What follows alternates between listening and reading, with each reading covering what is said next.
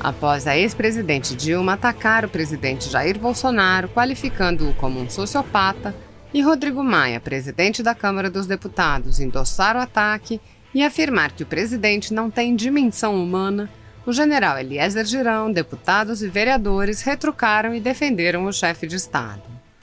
O vereador Alexandre Aleluia retrucou: a terror do VAR Palmares, assaltante de banco que foi casada com um sequestrador de avião chamando alguém de sociopata, é a piada do dia. Rodrigo Maia atacou: Bolsonaro não tem dimensão humana, torto é debochar da dor do outro. Falo isso porque sou filho de um ex-exilado e torto pela ditadura. Minha solidariedade à ex-presidente Dilma. Tenho diferenças com a ex-presidente, mas tenho a dimensão do respeito e da dignidade humana. A deputada federal Carla Zambelli rebateu: índole de torto tem quem tirou bilhões do povo brasileiro para financiar ditadores e torto em Cuba, na Venezuela e na Nicarágua. Lave sua boca, Dilma. Lembrem-se, Dilma financiou com o nosso dinheiro várias ditaduras que sistematicamente torturam seus presos políticos. O lugar de quem fez isso é a cadeia e não dando palpite sobre direitos humanos no Twitter. Estou esperando os senhores Rodrigo Maia e Baleia Rossi, que prestaram solidariedade a Dilma, repudiarem o fato de que ela sustentou via BNDES com o nosso dinheiro as ditaduras em Cuba, Venezuela e Nicarágua que torturam presos políticos, ou não querem melindrar o apoio do PT. O deputado federal General Girão retrucou Maia e deu uma lição de moral. Por que não te calas? Já atrapalhaste bastante o Brasil. E saia pela porta dos fundos. Teus acordos sempre foram por interesses pessoais. O Brasil merece coisa melhor. Como ainda temos que conviver com figuras desse nível? Entramos na política em 2018 para fazer exatamente o contrário. E estamos fazendo, mas ainda somos poucos nessa casa. Continuo acreditando que em 2022 o funil será ainda menor. O professor Washington Souza ironizou: na hora de estar nas planilhas do Odebrecht, não teve dimensão do respeito e da dignidade humana para a população. O professor Igor alfinetou: torto é viver em um país com 65 mil homicídios por ano e ver que projetos de reforma criminal e penal não caminham, principalmente por ação do presidente da Câmara. A advogada Raquel Stasiak, mestre em Direito e Economia, publicou: Dilma Rousseff diz: Bolsonaro não respeita a vida e é a favor da mas a petista criminosa é a favor do aborto e das na Venezuela e do regime cubano. E fica Rodrigo Maia e FHC de teatrinho com Felipe Santa Cruz e Lula. Essa cambada não engana mais ninguém. Glauber Pires indignou-se. O Jornal Nacional fez uma longa matéria retratando a indignação de FHC, Lula, Maia, Santa Cruz, da própria Dilma e outros comunistas safados contra a declaração de Bolsonaro, mas mostrar a chapa de raio-x com o calo ósseo da mandíbula da ex-presidenta, necas de pitibiribas. O jornalista Wilson Oliveira apontou a hipocrisia de determinados agentes políticos. Todos aqueles que estão escandalizados com o que Bolsonaro falou sobre Dilma e torto ficam calados ou até reclamam quando alguém fala das torturas praticadas contra perseguidos políticos em ditaduras comunistas. É sempre importante lembrar isso. Enfim, a hipocrisia. O médico Alessandro Loyola rebateu o ex-presidente FHC, que também criticou Bolsonaro.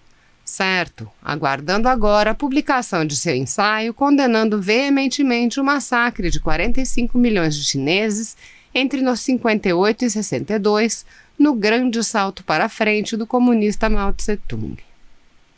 O deputado federal Carlos Jordi criticou: tenho visto a lacrosfera indignada pela fala do presidente Bolsonaro, em que duvida que Dilma tenha sido torta. Eu não duvido, eu tenho certeza que não foi. A minha indignação é pela morte do soldado Cosel Filho, morto pelo bando terror de Dilma. O investidor Leandro Rochel apontou a incoerência de Dilma.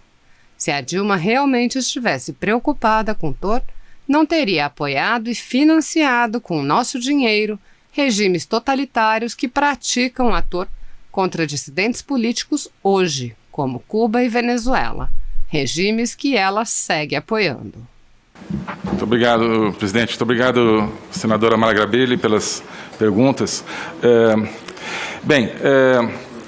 Eu acho que existe uma percepção extremamente superficial sobre o que nós estamos fazendo em política externa. Existe uma percepção equivocada sobre o que era a nossa política externa e sobre o que ela é hoje, né?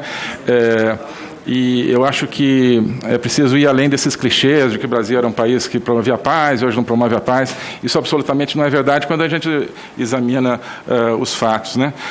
Então, em relação à própria Venezuela, eu acho que o que ameaça a paz que existe é um regime como o regime de Maduro, que alberga terrorismo, que loteou o país entre facções criminosas, né? Que ameaça a segurança, a paz de todo o continente, inclusive em coligação aí, às vezes, com forças em outros países, como a gente tem mencionado. Então, eu acho que a gente não pode usar a ideia da paz e da atitude pacificadora como um elemento de ignorar a realidade, né? Eu digo que, né, diplomacia não é covardia, tem gente que acha que é, embora rime, mas não é, uma coisa completamente diferente, né?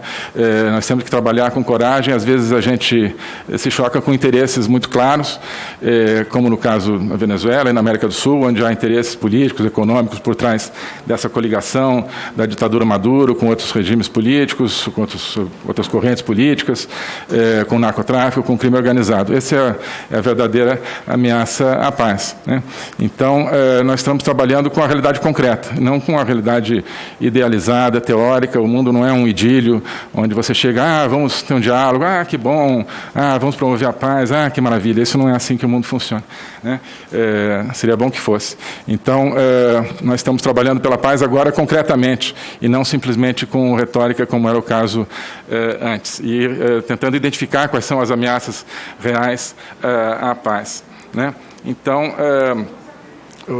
também existe um equívoco muito grande, achar que o Brasil está no mundo para intermediar, digamos, situações entre outros países, né? Ou entre outras forças. Não, nós temos as nossas posições, os nossos interesses, as nossas posições, e nos articulamos com diferentes países para promover esses interesses e esses princípios, né? Que são os princípios que estão na Constituição. Então, como eu dizia, a Constituição, e como o senhor sabe muito melhor do que eu, fala da busca da paz, fala da prevalência dos direitos humanos, fala da autodeterminação dos povos, fala de várias coisas. Estamos trabalhando por todas elas, né? Nós temos que trabalhar, não é uma opção, né? A Constituição nos manda trabalhar pelos direitos humanos na Venezuela, né? Governos anteriores que deixaram esse descalabro surgir na Venezuela, que o apoiaram, inclusive financeiramente, com perdas para o contribuinte brasileiro, são aqueles que feriram de maneira direta a Constituição Federal. O Brasil não está fechando nenhuma porta, né? O Brasil está dizendo aquilo que pensa, aquilo que é o sentimento do povo brasileiro, né? O discurso do presidente nas Nações Unidas procurou mostrar a realidade do combate ao Covid, a realidade da Amazônia, a realidade da nossa atuação em favor de novos enfoques que estão, por exemplo, contribuindo para a paz no Oriente Médio. É curioso porque muito se fala que nós não temos sido pragmáticos, né? Mas em relação ao Oriente Médio, nós estamos justamente apoiando soluções pragmáticas, diferentes, que procuram, através de novas ideias, gerar uma paz que não foi gerada ao longo de anos, mas muitas pessoas insistem em, aí sim, dogmaticamente, manter posições eternas, sem procurar soluções novas. Bem, então, nós estamos abrindo portas, inclusive para a realidade, né, para a realidade brasileira, né? Isso era uma realidade que era ignorada. O Brasil né, aparecia nos discursos das Nações Unidas apenas como um nome. Não, agora é o povo brasileiro que aparece no discurso do presidente nas Nações Unidas, com a sua essência, com a sua identidade, com seus sentimentos, né? Então, sim.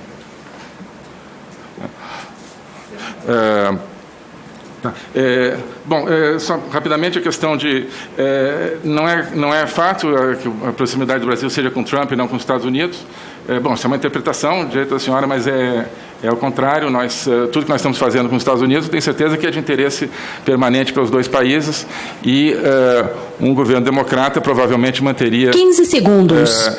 esse mesmo enfoque, a menos que queiram, né, enfim, trabalhar contra seus próprios interesses, que eu tenho certeza que não seria o caso, né? Bem, e o que existe, assim, nós não podemos desperdiçar a oportunidade de fazer coisas com os Estados Unidos pelo fato de que o presidente atual pode perder as eleições, porque assim nós não faríamos nada nunca com nenhum país, né? Sobre a fronteira fechada com a Venezuela, é uma decisão sanitária, é uma decisão que é tomada através de, enfim, coordenação entre vários órgãos desde o começo da pandemia. Inclusive as portarias são de responsabilidade de outros órgãos e não diretamente do Itamaraty.